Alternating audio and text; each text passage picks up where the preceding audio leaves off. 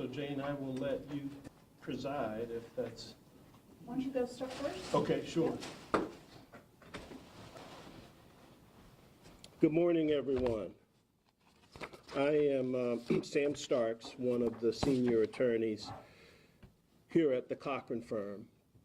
And here with me this morning is Jane Lamberti, one of the partners at the Cochran firm, and Ms. Sherry Strayhon, who is our client.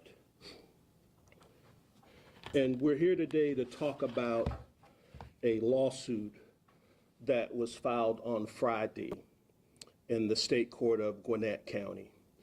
It is a lawsuit against a private entity called NAFCARE that provides correctional medical care and treatment to inmates at the Gwinnett County Jail. And some of you may remember that not very long ago, the Cochran firm filed a lawsuit against NAFCARE for the death of a young man at the Fulton County Jail. So this is now the second lawsuit that we have filed against NAFCARE and against its medical staff for not providing adequate medical care and treatment to inmates, which is a serious problem. A serious problem at the Gwinnett County Jail, a serious problem at the Fulton County Jail. So this is a lawsuit that is important not just because of the clients we represent, Ms. Strayhon on behalf of her son as the administrator of the estate of her son, but also Deion Strayhon has an infant daughter, and this lawsuit is also filed on her behalf. But this is a lawsuit that certainly should cause concern to Gwinnett County officials that the medical provider that they have hired to provide care and treatment to their inmates, they are failing to do that. And they're failing to do that in a manner that is negligent and reckless and irresponsible. So this is a lawsuit that seeks justice and accountability for the death of Deion Strayhon. He died because of the negligence of NAFCARE and its medical staff, who failed to provide Deion with adequate medical care and treatment that could have been provided by taking him to the emergency room to get an evaluation and to get treatment. This lawsuit is a wrongful death lawsuit that seeks justice for Deion's infant daughter, Alea, who never got to see her father. She never got to meet her father. They never had an opportunity to spend any time together. She was born shortly after Deion's death. So this is a lawsuit on behalf of Alea, Deion's daughter, for the wrongful death of her father, who was 26 years old at the time he died. We are also seeking accountability on behalf of Deion's family and his estate, and on behalf of his mother, who you will hear from. She is entitled to answers. She's entitled to accountability. She's entitled to know how and why her son died from an ulcer. She's demanding to know, why was he not taken to the hospital? But she also wants to speak out and speak up against the problems that we know of at the Gwinnett County Jail, which within the past year or so, that jail has had 6 or 7 deaths that are under circumstances that show the inmates there are not being provided with adequate care and treatment. There was a GBI investigation into Deion's death where they interviewed jail officials, they interviewed staff from NAFCARE, they interviewed inmates.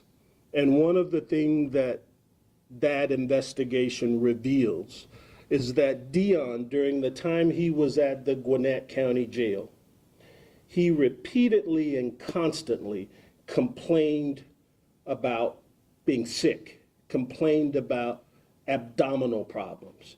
He repeatedly and constantly asked for medical treatment.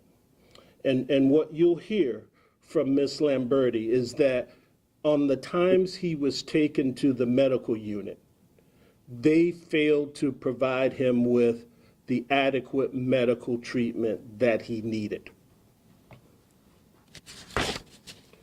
So we hope this lawsuit will not only hold NAFCARE and its doctors and nurses accountable for their failure to provide Dion with adequate medical care and treatment, but we also hope it will send a message to Gwinnett County officials who, as I said, they should be shocked and outraged to hear or to read this lawsuit and to read and hear what our medical experts say could have been done, should have been done, and had it been done, Dion would be alive and here with us today.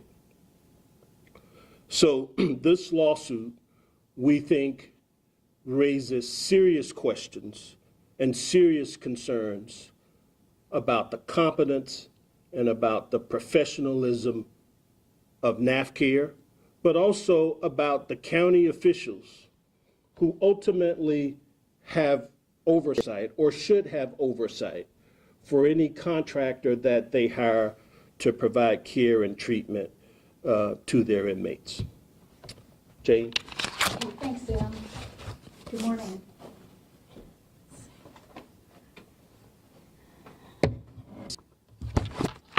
If this rings, would you turn it off? Because I couldn't turn it off. So here's where I want to start. And I think it's really important to start right here.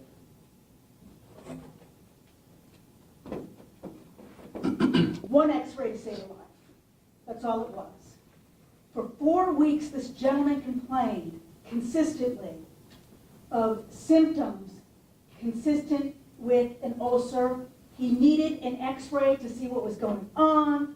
All they did was to keep treating him and treating him and treating him for the same thing, and he kept coming back. He hadn't gotten better. He needed an x-ray. And what he had was an ulcer, okay? And how do you get an ulcer? Ulcers, we get ulcers. They're not a big deal, but they can be a big deal if you don't treat them for 3 weeks. We have acid in our stomach, okay? And that can cause little holes in the lining of our stomach or in the small intestine. His was right here at the entrance between the stomach and the intestines. And it can cause the breakdown in the lining. And the longer you don't treat it, the more time the acid gets in there and burns and eats away at the lining of the stomach. Also, we have bacteria in there called H. pylori. You have a little break, and then bacteria comes in and it eats away at the lining. And what happened here in this case is that it ate away to a blood vessel.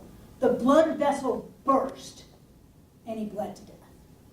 That's what happened in this case.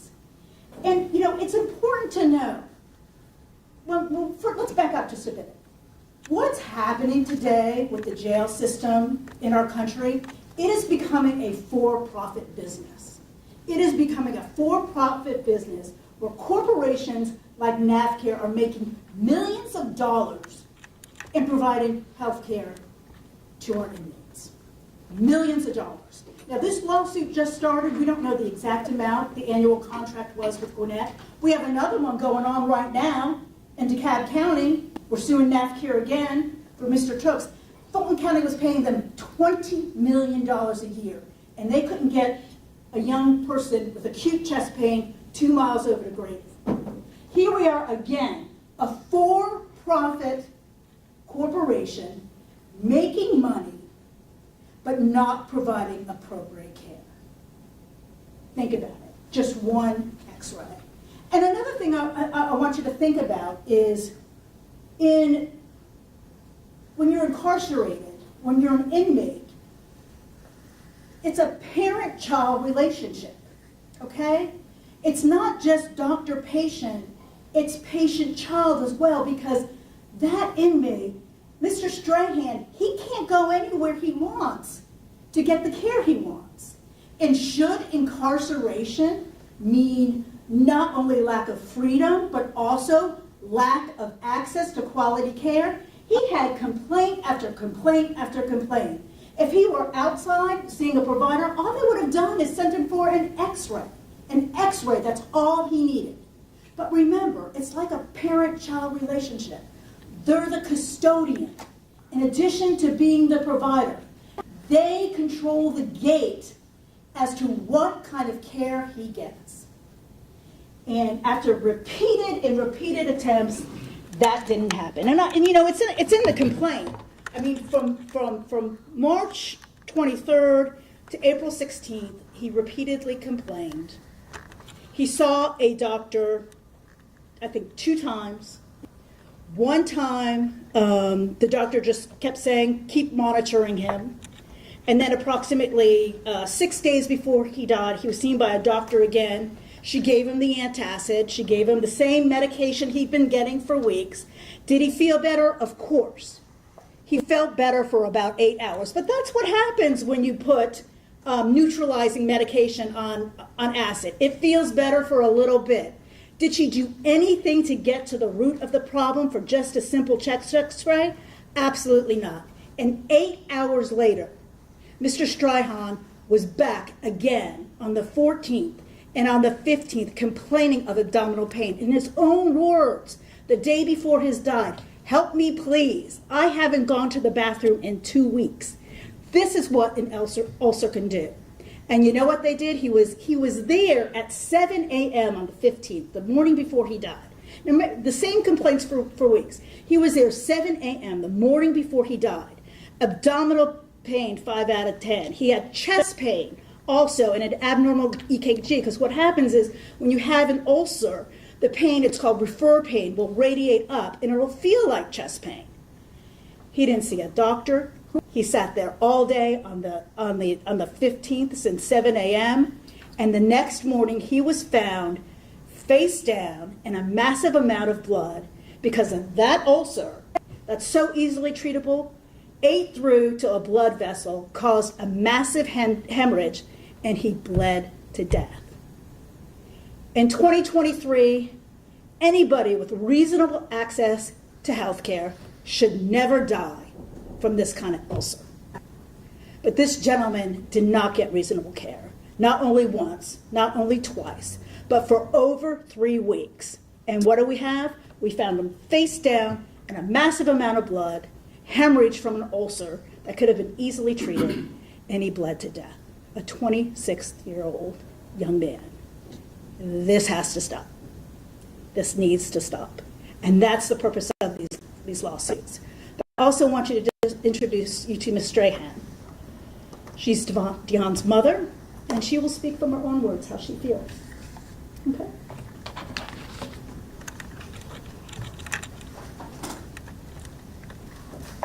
Good morning. I'm just so crushed by this whole thing, and I don't have answers. I don't understand.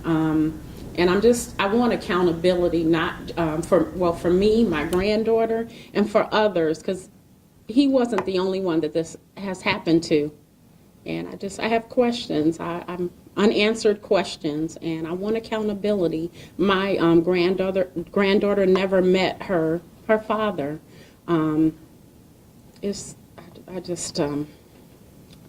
Excuse me. It's just a lot, but just so much lost.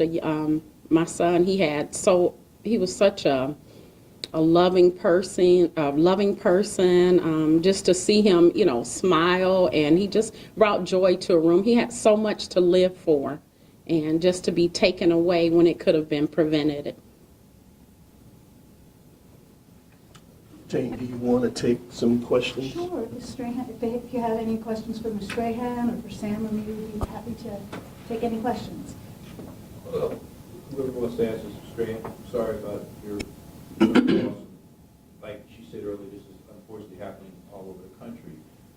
Thank you. Just why was he there? That was the first question I have. Why was he in Gwinnett County Jail? There was a self-defense. Someone had come to him and pretty much attacked him at the residence that he was at, and for self-defense. And he was in there with COVID going on. He never, saw a judge or anything, and he was waiting to see a judge, and he was supposed to be released soon. How long was he there? He was there from the first part of November up until he died on April 16th. Was he able to reach out to you? Yes, I talked to him all the time. And what was he saying? What was he telling you, both attorneys and you have just expressed? What was he saying? He was just telling me he was in a lot of pain. He felt he didn't feel good. At one point, I didn't hear from him for a week, so I went up there and just to find out if he, was he still there, why I hadn't heard from him. And then after a week later, he called and he told me he was so sick he couldn't even get out the bed, and he just laid in the bed. He didn't eat or anything. He laid in the bed for a week. So he constantly complained about abdominal pain, and that they weren't seeing him. A lot of times he went down and he,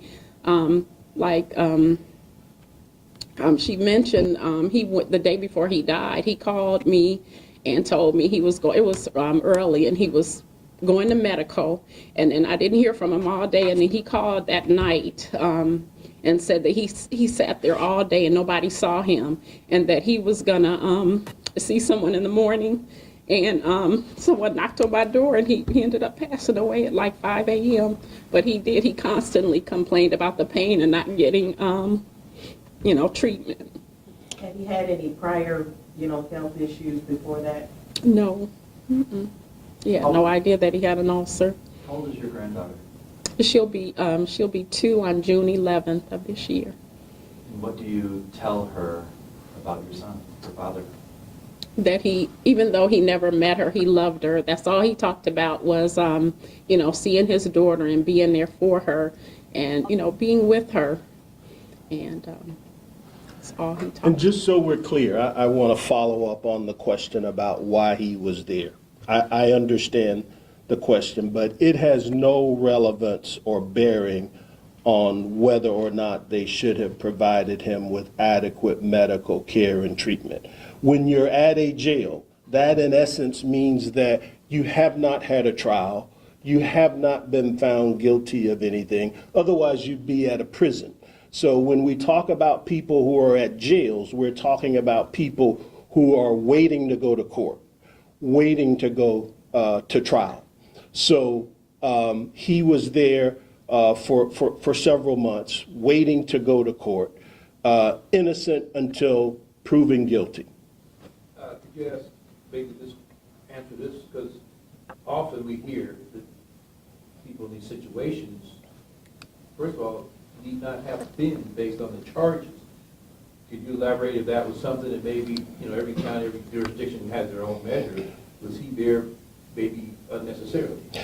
I can't speak to that as it relates to Dion's situation, but what I can say, and this is Sam Starks' view and opinion about this, I don't think it's a coincidence that in Gwinnett and in Fulton, where we have a disproportionate number of men of color in these jails, I do not think it's a coincidence, and I believe that part of this process that these, as Jane described, these for-profit corporations, part of their thinking about as it relates to these inmates, I don't think they see them as being human beings. I don't think they see them as their friends or their family members.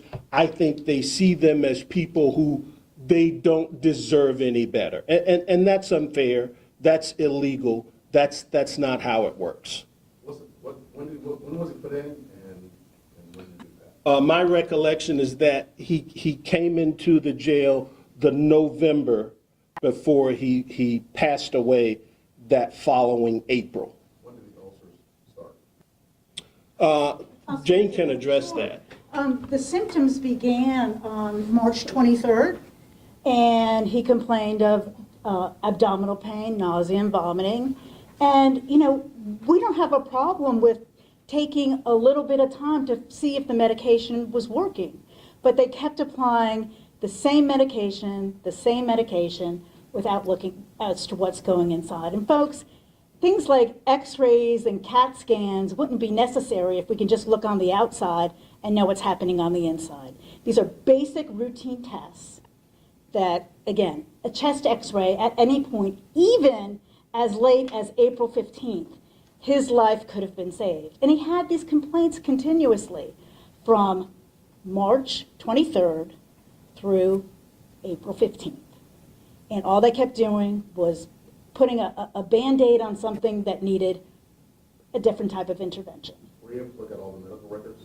We don't know if we have all the medical records, but we have the medical records. And when you file a medical malpractice action in Georgia, you must have an expert within the same field of expertise alleging at least one act of negligence.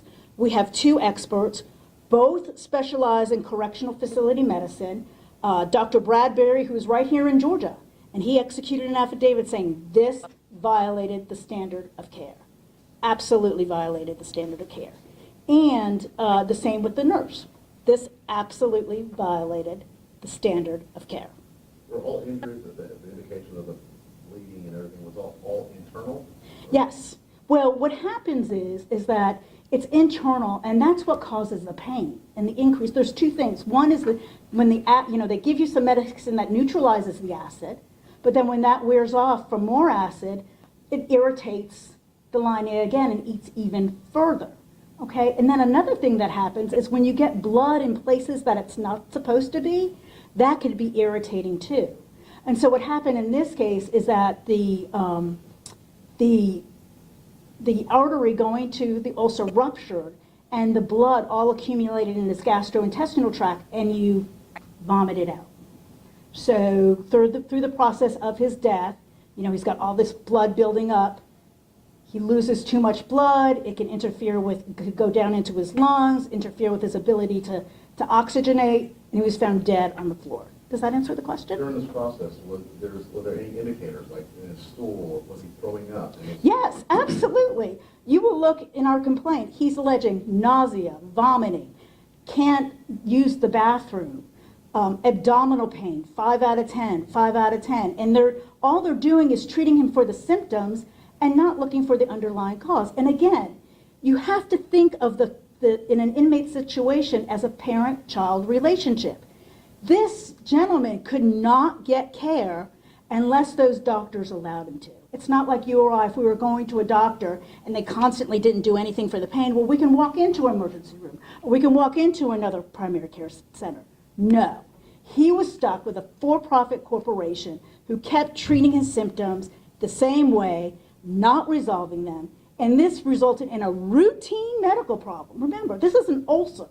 This is an ulcer. People shouldn't be dying of an ulcer. This care is outrageous. A routine problem, hemorrhaging, leading to a death. Did he qualify for bond? Sam, do you know? Don't know the answer to that, but his criminal history would be on the docket. It would be public information if that were something that you were curious about. Bond there for hearing? The hearing? I'm not familiar with whether there was a hearing as it relates to him being in custody. The information that we have, that I have, is that he was waiting for his court appearance. So other than the first appearance where he brought up in charges, that's been it, and that generally happens in that jail facility. Well, it depends. I mean, sometimes it does, sometimes it doesn't. But his criminal docket that would be still on the record in Gwinnett County would show when he was taken into custody, why, what the pending charges were, and when his next court date was. Is there anything you could share care to offer about this NAFCARE, their track record, anything? Well, their track record in Metro Atlanta is not very good. We know that from our Fulton County case. We know that from this particular case. It's my understanding that NAFCARE has 3 contracts with jails in Metro Atlanta, but they are throughout the United States. If you Google NAFCARE, I think you will see lawsuits that have been filed against them. I recently saw on one of your local TV stations where the Department of Justice filed a lawsuit against NAFCARE for false billing, for billing them for treatment supposedly that they never actually provided to the inmates. So again, it seems to me that Jane has touched on part of what we believe is the problem. If you are a for-profit business with the task and the responsibility to treat and care for these inmates, that could affect your incentive as it relates to providing them with adequate medical care and treatment. The county has an absolute duty to do it. It's the county's responsibility. They have hired this correctional medical provider to fulfill that duty, which is why I say the county should be shocked and outraged by what happened to Deion Strayhon. Where does the responsibility lie in terms of the county and this medical provider? Jane, do you want to? Well, my point is this with the county. If you're going to privatize it, just because you put it in the hands of a private company, you need to make sure that they're doing their job.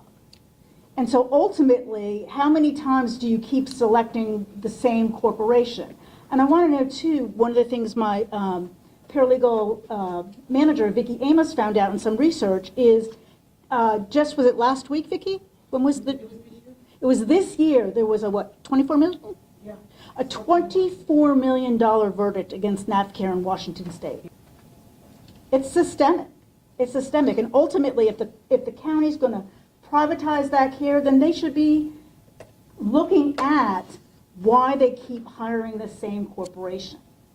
Okay, and can you quickly recap, who are the inmates that are listed in the lawsuits for Fulton and DeKalb? Tyreek Tukes is the inmate from the Fulton County lawsuit against NAFCARE. It is a wrongful death case. And then for this case, Deion Strayhon is the decedent, the son of Ms. Strayhon.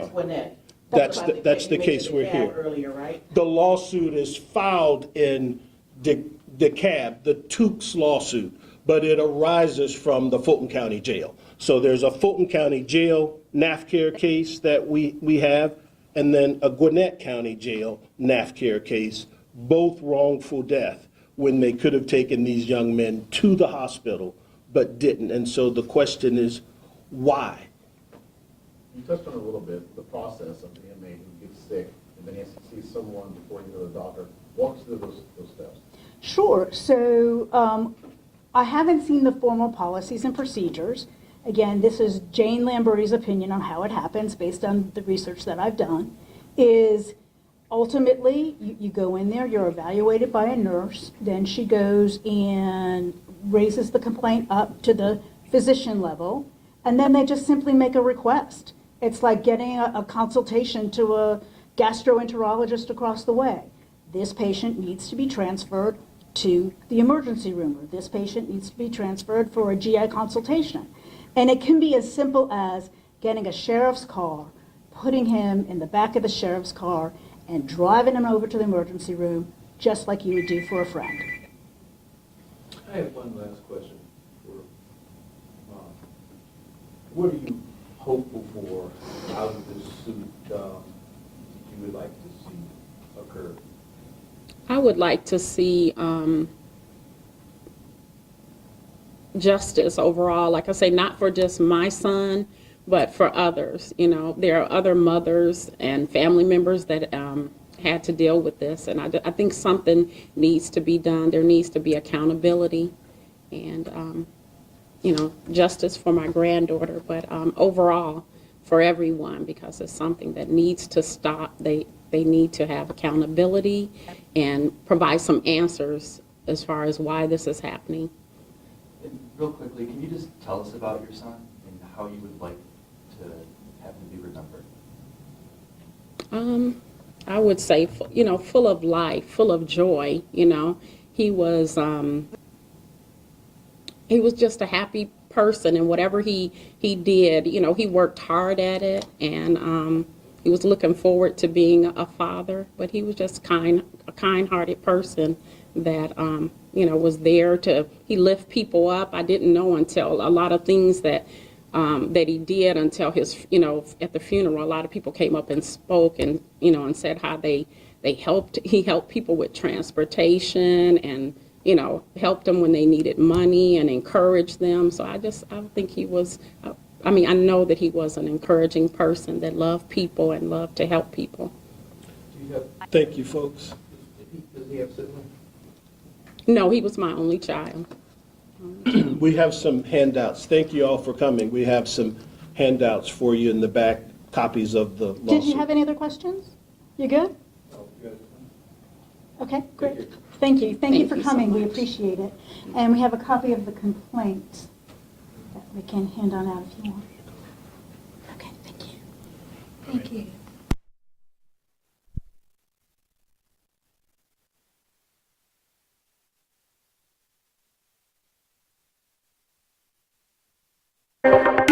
you.